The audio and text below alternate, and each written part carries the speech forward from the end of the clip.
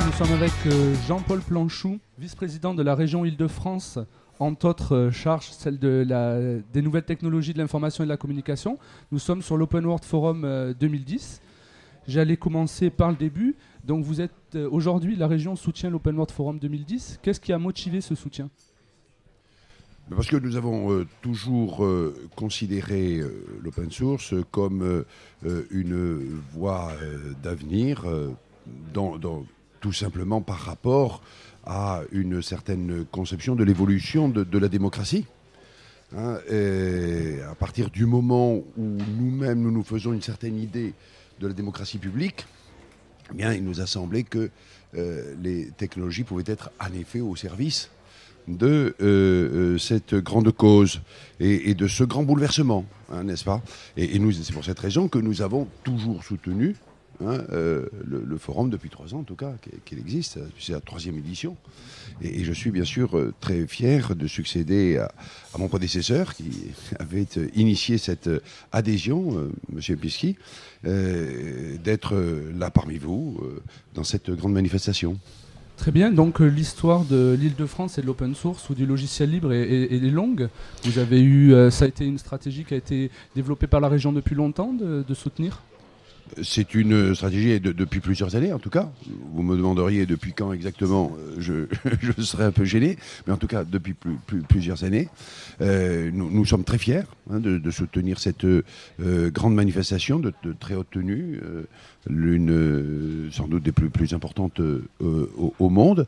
Et j'en profite pour dire que justement, si cette manifestation nous fait l'honneur d'être dans le périmètre de la région Île-de-France et dans la ville capitale, c'est que tout simplement cette ville capitale et cette région sont l'une des collectivités, pourrions-nous dire, au monde, des grandes collectivités locales qui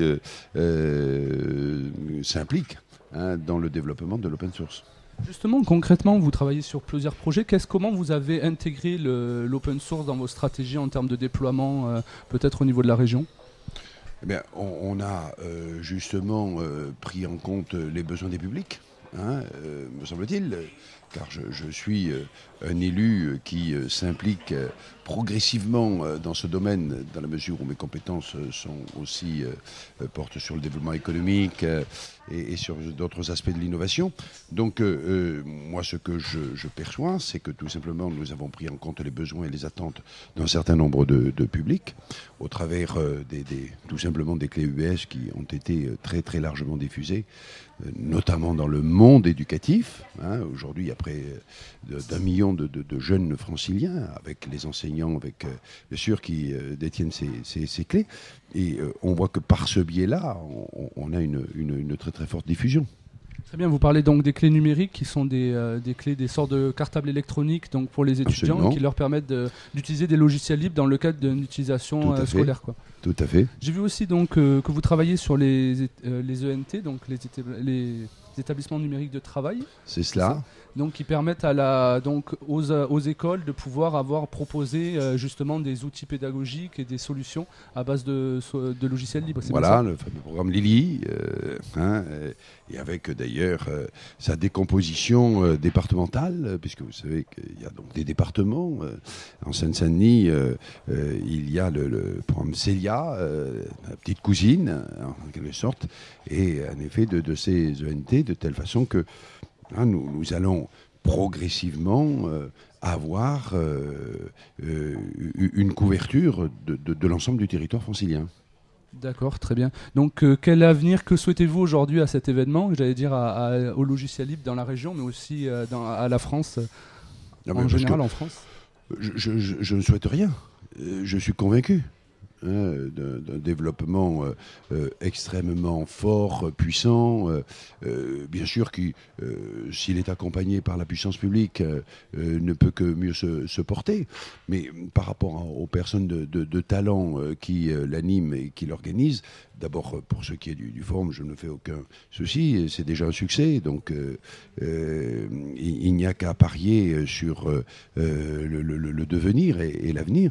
Quant tout simplement au logiciel libre, je pense que c'est dans le sens de l'histoire, comme dirait l'autre. Et donc, nous épousons tout simplement le sens de l'histoire. Très bien, merci. Je rappelle aussi que donc, les administrations et les collectivités en France représentent un soutien assez important, même en termes d'utilisation de l'open source, qui a permis à la France aujourd'hui d'être quand même un des leaders mondiaux en termes d'usage. Et donc c'est important d'avoir ce type de soutien. Donc je pense que on vous remercie en tout cas pour les événements. Vous avez raison de le souligner en conclusion de notre bref entretien. Je pense que à l'émergence d'une activité, la puissance publique peut justement aider cette émergence. Et c'est en ce sens-là qu'elle a une utilité d'intérêt général. Très bien. Ben, merci beaucoup et à bientôt sur Intelligent TV. Merci.